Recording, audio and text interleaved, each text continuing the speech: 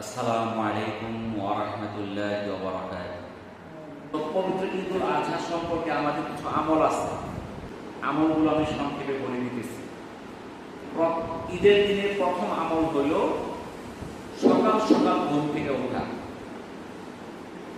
আমরা কি বলবো, আগামীকালকে সকাল সকাল ঘুম থেকে উঠবো, কিন্তু আমাদের মধ্যে অনেকে আছে ঈদের দিন কাম কাজ নাই, 10টা পর্যন্ত ঘুমাই। কিন্তু সুন্নাত কি? সকাল সকাল ঘুম থেকে ওঠা।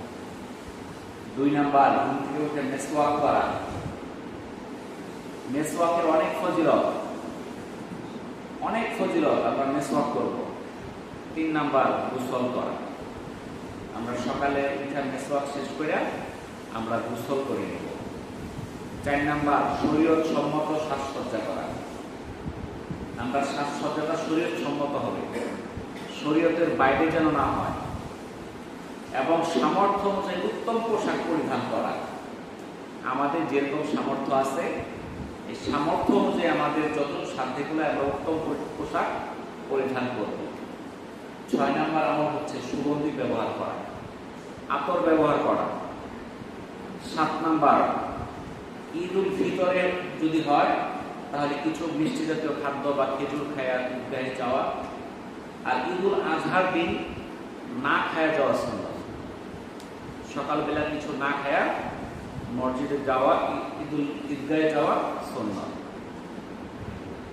8 নাম্বার হলো সকাল সকাল ঈদগাহে যাওয়া। কিন্তু আমাদের দেশের দুর্ভাগ্য, আমরা সকাল সকাল ঈদগাহে যাই না। আমাদের ঈদগাহে যাইতে অনেক দেরি হয়, 9টা 10টা বাজে। এটা সুন্নতের খেলাফ। 10 নাম্বার, ঈদের নামাজ ঈদগাহে আদায় করা। ঈদের নামাজ কোথায় আদায় করতে হবে? ঈদগাহে আদায় করতে হবে। যদি কোনো সমস্যা থাকে, বৃষ্টি, প্রতিকূলতা, বিভিন্ন সমস্যা, মসজিদেও পড়া যায়। উত্তম হলো কোথায়? ঈদগাহে পড়া। আল্লাহ রাসূল মসজিদে নববীতে নামাজ আদায় করতেন, কিন্তু ঈদের নামাজ পড়তেন কোথায়? মসজিদে নববী থেকে একটু দূরে, যেখানে এখন একটা মসজিদ নির্মাণ করা হচ্ছে, মসজিদে গামামা। সেখানে আল্লাহ রাসূল এই ঈদের নামাজ আদায় করতেন খোলা ময়দানে। তাহলে মসজিদ থাকা সত্ত্বেও খোলা ময়দানে নামাজ আদায় করা, এটা সুন্নাত। 11 নাম্বার, যে রাস্তায় ঈদগাহে যাওয়া হবে আসার সময় ভিন্ন পথ ব্যবহার করা। আমরা যেদিক দিয়ে যাব একটু ভিন্ন পথ দিয়ে আসার চেষ্টা করব। 12 নাম্বার সুন্নাত হলো পায়ে হেঁটে ঈদগাহে যাওয়া। আমরা কি যাব?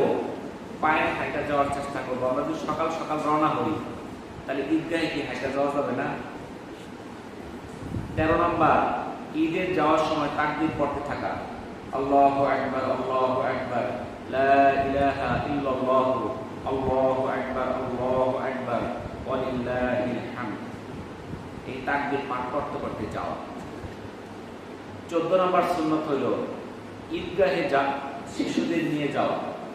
আমরা আমাদের বাচ্চাদেরকে আমরা ঈদগাহে নিয়ে যাব। 15 নাম্বার, ঈদের দিন শুভেচ্ছা বিনিময় করা। আমরা শুভেচ্ছা বিনিময় কিভাবে করি? ঈদ মোবারক। ঈদ মোবারক বলা কিন্তু সুন্নাত না। এটা বললে পাপ হবে এমন কিছু না, কিন্তু যদি সওয়াব পাইতে চান তাহলে বলতে হবে তাকাব্বালাল্লাহু মিন্না ওয়া মিনকুম। যদি এটা বলেন তাহলে সুন্নাত আদায় হবে। তাকাব্বালাল্লাহু মিন্না ওয়া মিনকুম, আল্লাহ আমার ও আপনার যাবতীয় ভালো কাজ কবুল করুন। তাহলে ঈদ এই শুভেচ্ছা বিনিময় করাও সুন্নাত। 16 নাম্বার, ঈদের খুতবা শ্রবণ করা।